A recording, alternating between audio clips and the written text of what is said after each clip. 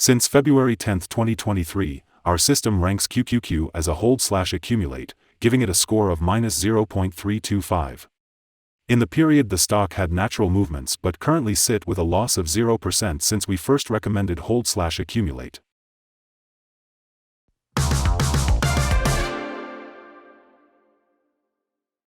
In our daily updates for QQQ, our last headline reads, QQQ ETF upgraded from sell candidate to hold/accumulate after Friday trading session.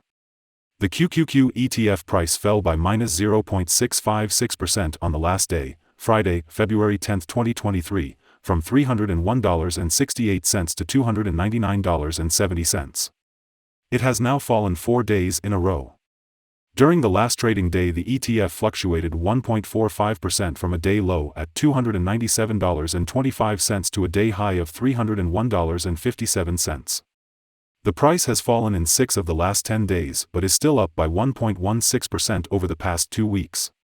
Volume has increased on the last day by 1 million shares but on falling prices. This may be an early warning and the risk will be increased slightly over the next couple of days. In total, 50 million shares were bought and sold for approximately $14.91 billion.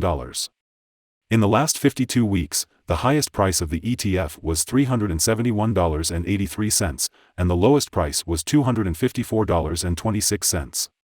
Right now the price is 19.4%, or $72.13, below 52-week high and 26.67%, or $109.01, below all-time high November 22, 2021, where the price hit $408.71. The ETF lies in the middle of a wide and weak rising trend in the short term, and a further rise within the trend is signaled. The current 3-month trend indicates a possible 3.89% change over the next 3 months, with a possible return between -7.84% and 8.46%. The 12-month trend indicates a -18.82% change over the next 12 months, with a possible return between -38.80% and -19.09%. This equals a price between $183.42 and $242.48 after a year.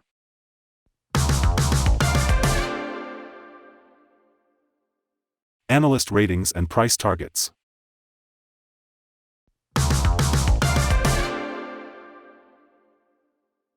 The following signals have been found for QQQ.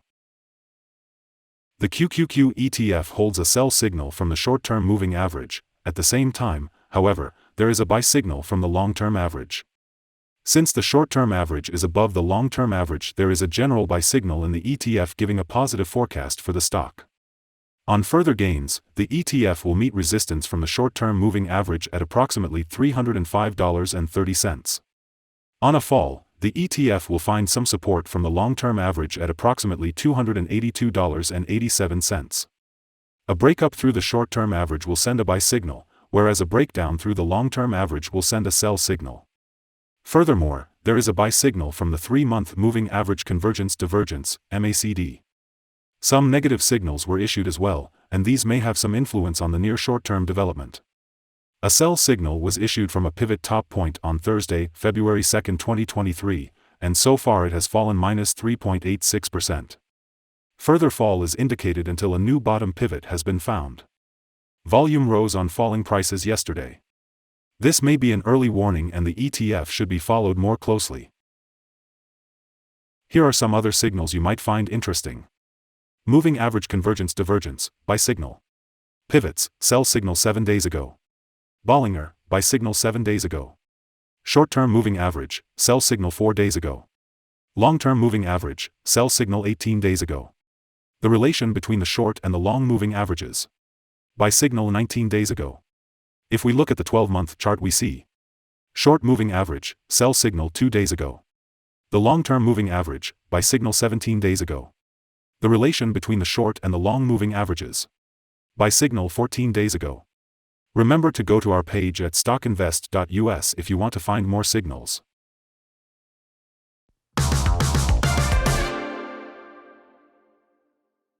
Support, risk and stop loss for QQQ. QQQ finds support from accumulated volume at $293.36, and this level may hold a buying opportunity as an upwards reaction can be expected when the support is being tested.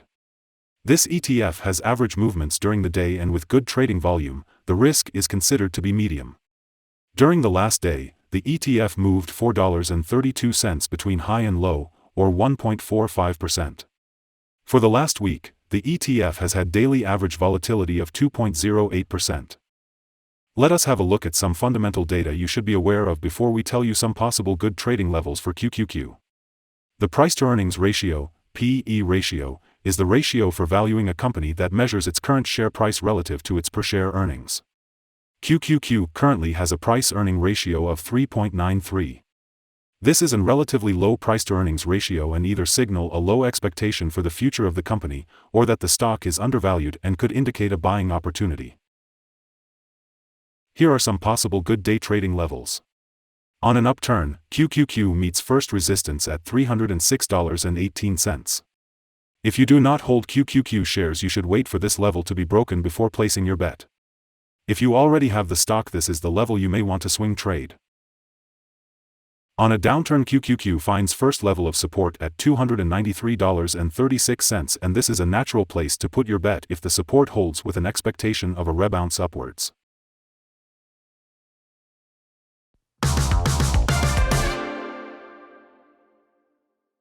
Our recommended stop loss is $288.01, minus 3.90%. This ETF has medium daily movements, and this gives medium risk. There is a sell signal from a pivot top found 6 days ago. Is QQQ ETF a buy?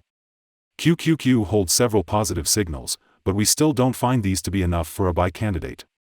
At the current level, it should be considered as a hold candidate, hold or accumulate, in this position whilst awaiting further development. We have upgraded our analysis conclusion for this ETF since the last evaluation from a sell to a hold/accumulate candidate. After analyzing the volatility and movements for the last trading day, our systems find that the current price is overvalued. For the trading on Monday 13th, we expect QQQ to open down $0.193 and start trading at $299.51. We remind you that trading involves a high risk of losing money, and that you should speak with a financial advisor before buying or selling any securities. You should not base your investment decision upon StockInvest.us. By using the information, you agree and are held liable for your own investment decisions. This is our current view of the stock. Do you agree or disagree? Comment below and share your thoughts. What is your target for the ETF? Remember